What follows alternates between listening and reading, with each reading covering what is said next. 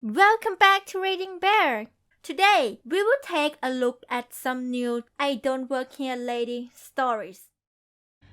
And if you enjoyed my content, please don't forget to subscribe to my channel and post some bear emojis in the comments.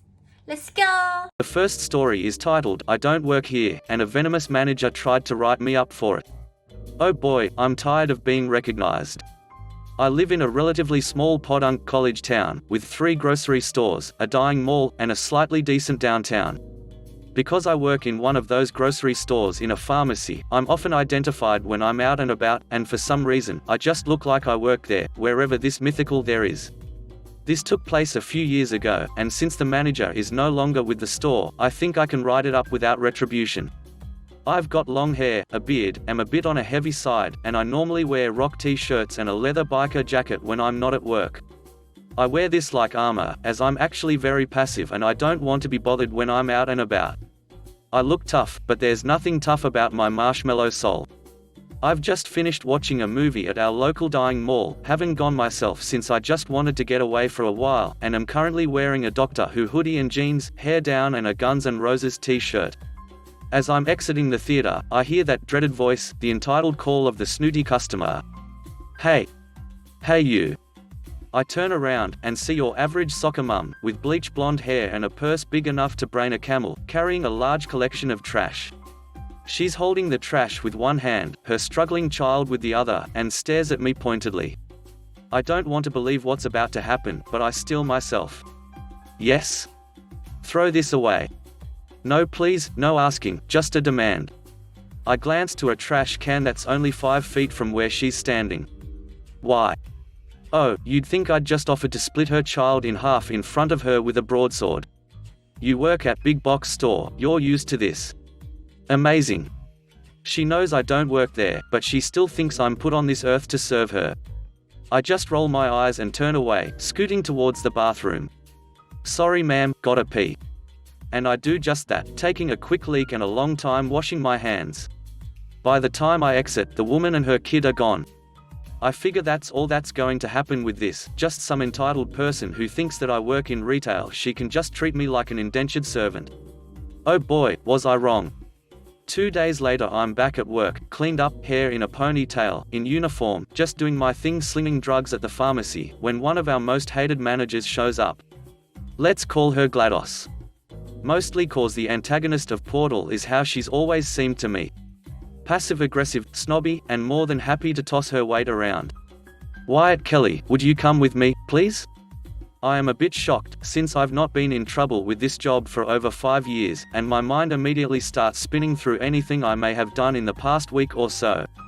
GLaDOS takes me back to the manager office, picks up some papers, and has a seat. Wyatt Kelly, I had a complaint about you the other day from a customer. I sink down, trying not to shake with panic. What have I done? She says you were very rude to her at the movie theater the other day, and refused to help her. Silence. I just blink a few times at GLaDOS. I'm sorry, what? GLaDOS repeats the accusation. When you work for this company, you represent us, even when you're not on the clock. Now, I'm only going to give you a coaching, but I want you to watch what you do in the future. No. GLaDOS looks back at me in shock. Did I just say no to her? What do you mean, no? I said, no. I'm not taking a coaching for something that happened off the clock. I lean forward, folding my hands in my lap and glaring at her. Why are there no other managers here? Why's my pharmacy manager not here? Shouldn't he be here when I'm being coached by someone that's not even over my department? Speaking of which, where's our department manager? Could you show me where in the Code of Conduct handbook it says I can't refuse to clean up after someone when I'm not on the clock? Doesn't it say in the training videos we watch when we start not to work off the clock?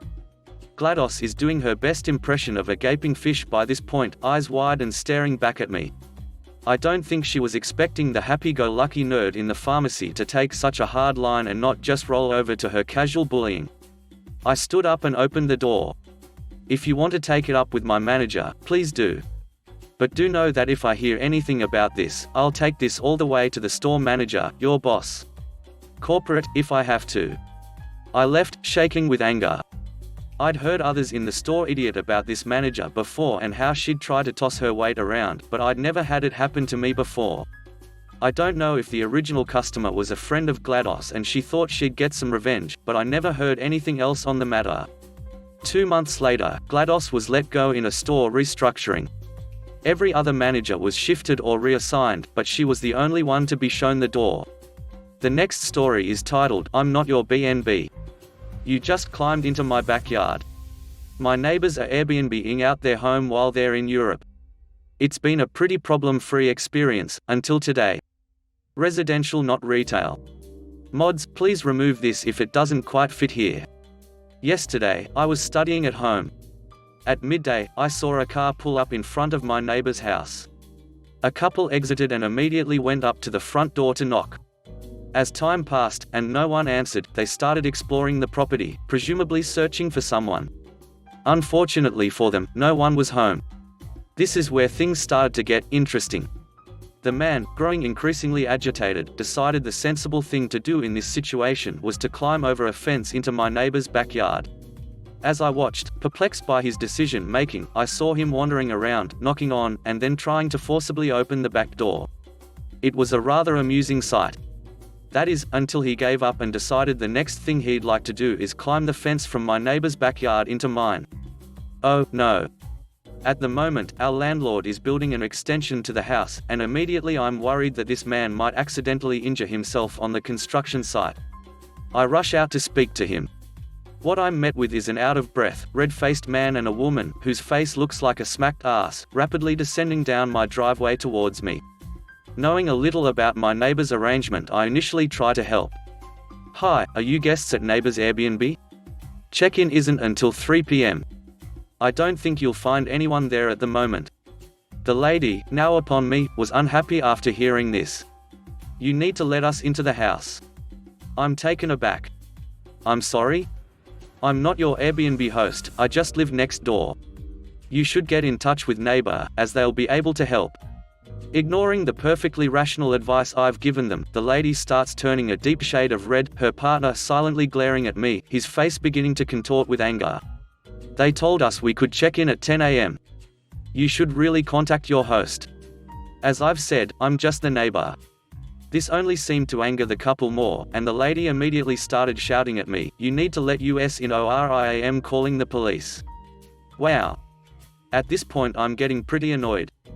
I tried to explain the situation to her again, but only got so far as, I can't let you in, before she cut me off. Let us in or give us our money back. Now, in her increasing anger, coherent sentences started to break down, which in hindsight was pretty funny to watch. It became a series of, you told us 10:00 a.m, give me back my money, and more threats to call the police who would apparently get them a refund. I've never seen someone get so belligerently mad in such a short amount of time. At this stage, I'm done with being polite. Lady, I am not your Airbnb host. You, gesturing to the man, climbed over the fence into my backyard, which is why I'm out here speaking to you. You both need to leave and contact your host. I know that their check-in isn't until 3 p.m. Being forceful at least interrupted her tirade, but she was still mad. As I watched her, I could see her slowly starting to process the situation. Despite this, she wouldn't apologize or admit she was wrong. Instead, what she blurted out next was, can we at least store our luggage with you then? What? She repeats herself, this time much louder, apparently still under the delusion that yelling is the way to get what she wants. Nope. You're not leaving anything with me.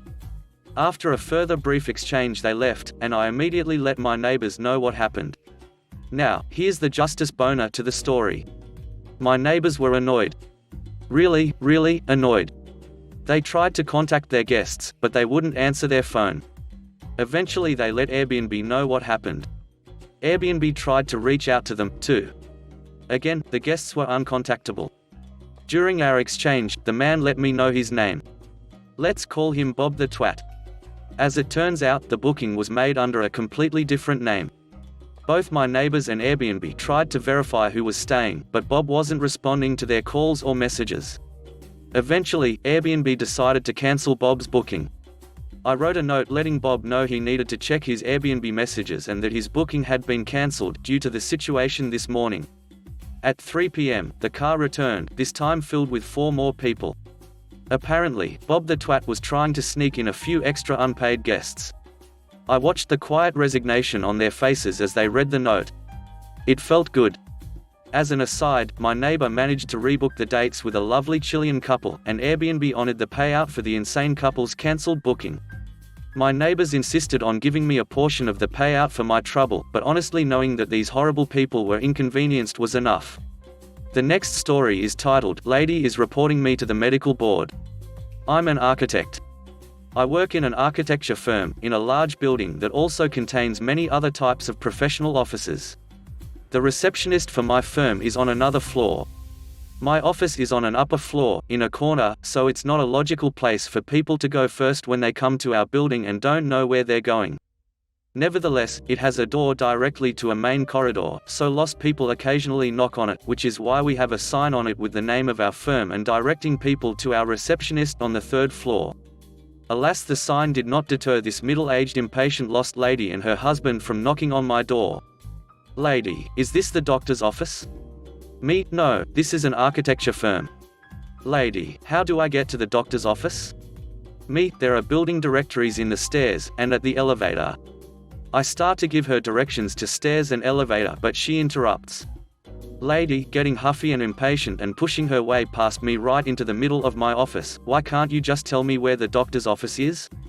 Me, I'm sorry, but there are a lot of offices in this building, including at least 10 doctor's offices, and I don't know their floors or office numbers.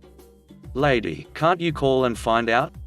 Me, I'd be happy to let you use my phone. Lady, why can't you call?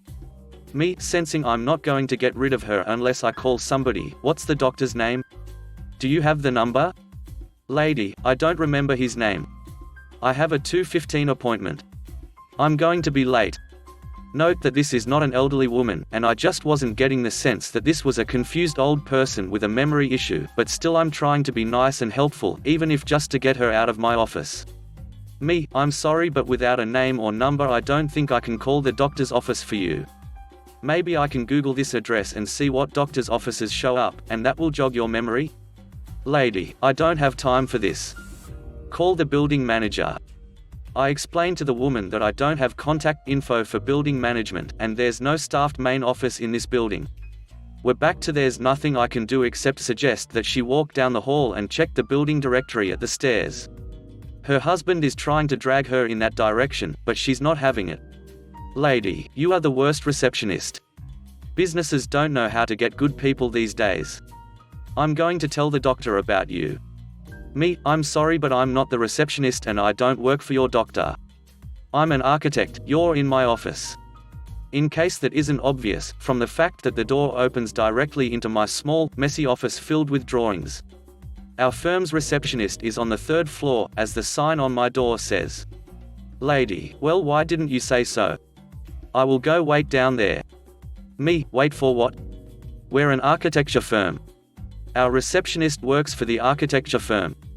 We have nothing to do with the doctor's offices or any other companies in the building. Lady, you call her and tell her I'm on my way down there. At this point her husband seems to be grasping that I and my office and my firm have nothing to do with her doctor whose name escapes her, and starts trying to explain it to her. She brushes him off and yells at me again to call my receptionist. I dial our receptionist, with the lady still standing there, and say that a couple is on their way down, but that they are looking for a doctor's office in the building and I hope that they will read the building directory in the stairs on their way down. Lady, well, I have never before actually heard that phrase used in real life. I thought it was reserved for caricatures of uptight entitled old women on TV. Like Nellie Olson's mother. She flounced off down the hall, that's like stomping, but floatier because she was suspended by hot air, dragging her husband. I thought that since they had to use the stairs or elevator to get to our reception area, they would see the directory on their way down, and it would jog their memory as to which doctor they were looking for, and it would tell them where to find that doctor. But no, she did find her way down to pester our receptionist, and told her that I was a horrible employee, and that she was reporting me to the state medical board. The next story is titled, I Don't Work Here. Here is my home, that I own, that I am working on. A few years ago, I was a sweet summer child freshly out of college with zero idea what I wanted to do with my life. I was a homeowner after maternal unit moved overseas and gave the house to me, and I decided to work for a house painting company for one summer while I got my metaphorical ducks in a row. The next summer, I was out of the painting business and working as an EMT, which meant sometimes I would have a full day or two off, 24 on, 48 off. I noticed my house was in some need of paint touch-ups, so I decided to do them myself. I had brushes, paint, nothing to do, and some beer, so I went at it one Tuesday afternoon. So, I'm working on the frame of the front door, dressed in old painter whites and a t-shirt with the sleeves cut off, and I sit down to let the primer dry and have a beer. I'm happily perched on the front step when I notice a "Can I speak to your manager" haircut with a face that looks like she just ate 12 lemons staring at me from the sidewalk. My front lawn is decently long and slopes down a hill, but I could see an artery pulsing in her neck from my spot. She had a dog next to her, so I just wave and say, "Cute dog." I guess my words broke the floodgates, and she unleashed upon me a verbal assault of which I understood about 30%. The gist: how dare you drink on the job on this nice property? You don't deserve to sit there and waste the hard-earned money of the well-educated person that owns this place. While I'm pondering this, she's still spewing frothing condescension at me, which culminated in "uneducated, lazy, menial, freeloading, immigrant drunks like you are what is wrong with this country." Well, I'm white. Like, really white. Blonde hair, green eyes. Born and raised in the good old US of A, specifically, in this house. Perhaps I look like some sort of insidious immigrant from far away, so I stand up and make my way down to her, but not before cracking open another beer. She's positively quivering with anger and indignation, her dog is pulling at the leash to say hi to me, and so I bend down to say hello back, when she says, "Well, what do you have to say for yourself?" I raise myself to my full 6 feet 2 inches height, which towers over her little 5 feet nothing self. She doesn't back down, and the following conversation ensues. Me: "Hello ma'am, what seems to be the problem?" Her: scoffs, "You sitting there wasting the homeowner's money so you can get paid to be a lazy drunk." Me: "Oh, I'm being paid? Seems odd, I didn't feel the need to pay myself for this, but I suppose that could be fun to try." Her: gears turning, "Pay yourself? Don't make me laugh, some deadbeat like you couldn't afford this house. You need an education for a real job." I'm wondering what her education fixation is all about, but not caring all that much, I just want to entertain her conversation enough to really get her mad. Maybe her head will explode. Me: "Well, I didn't buy this house, my mother did, but she left it to me when she moved overseas after I graduated from college." Her: smirking, "Oh, did you go to local community college, known for not being that great? Only someone working as a painter would go there." Me: "Actually, if you look at my shirt, you'll see it says Ivy League School Athletics, which is where I attended school and played a sport. I am in good shape because of that, so I figured I would keep that up by working on improving my own home while having a few beers to cool off in this heat." Did you attend community college? Because if so, I can see how you might not be able to understand that. Disclaimer: nothing wrong with that CC, it's where I got my EMT license. Just wanted to watch her boil, and oh boy did she. Her eyes widen bigger than I thought possible, and her mouth starts working like elderly folks do when they've lost a lot of teeth, lots of lip twisting. This culminates in her reading her ugly head back and spitting on the front of my shirt. "You probably stole that from someone, you ungrateful piece of crap." Okay, wow, not sure what I'm ungrateful for, and ooh germs, so I tell her it's been fun but I'm going to continue working and turn to walk back up the lawn. She grabs the back of my shirt and attempts to pull me backwards, doesn't work, so I spin around and smack her hand off me. She flops like a Premier League soccer player, flinging herself all over my lawn, howling like she's been shot. She's let go of the dog's leash, so he comes over to me for pets, happy as a clam. Her yodeling has brought some neighbors out of their homes, including my cool next door ones. They come over and I give them the story and ask for their phone to call the cops. Mine was inside charging, they laugh and hand it over. I let the cops know that some coot canoe is gyrating loudly on my lawn, could they please come remove her? I return to my work, my cool neighbors probably have started making popcorn. A little while later, I hear the cops arrive. Crazy is still singing her ducked-up opera, and starts screaming at the cops a story of a belligerently drunk squatter, whose painting said side of squatting, who chased her with a baseball bat and broke her arm in multiple places. Her talons point to me, so I come down and tell the cops the whole story. They crack up. Apparently, they know the nutcase by name, and so they tell her to call her husband to get the dog again and cuff her for trespassing and disorderly conduct. Dog hung out with me until the husband, apologizing profusely, came and got him. He also informed me that they are in divorce proceedings, so that may have made her crazier than usual. Never saw the lady again, thank God, but have developed a neighborly friendship with her ex and the pup. All's well that ends well. The next story is titled, I Don't Work Here, Duck Off. I wish you were dead. So, this is a throwaway account, and if anything I say is too far out of line, even with trying to stick with the rules, please feel free to delete this. I am so angry right now. This happened early 2 hours ago, and I could still punch the old bat.